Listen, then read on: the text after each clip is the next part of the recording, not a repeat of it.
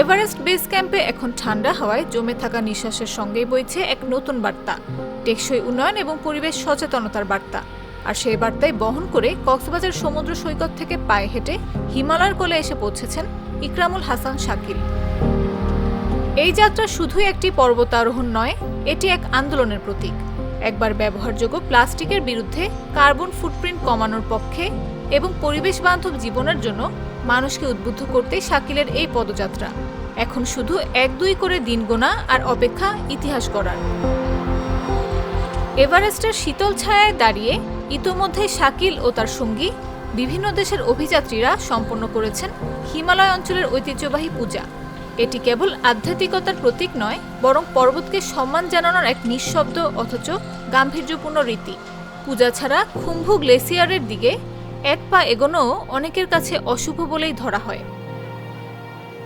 পূজার পরপরই শুরু হয়েছে কঠিন প্রস্তুতির পর্ব।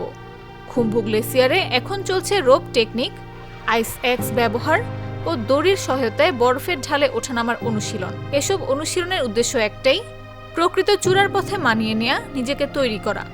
কারণ আসল চ্যালেঞ্জ এখনো সামনে, সেই শ্বেত শুভ্র চূড়ার দিকে কঠিন ও দীর্ঘ যাত্রা। শাকিলের এই সমুদ্রতল থেকে শিখরের পথে হাঁটার যাত্রা কেবল ভৌগোলিক উচ্চতায় ওঠার নয়, এটি এক মানসিক, নৈতিক ও পরিবেশগত অভিযাত্রা। প্রতিটি পা যেন প্রকৃতির কাছে এক নীরব প্রার্থনা।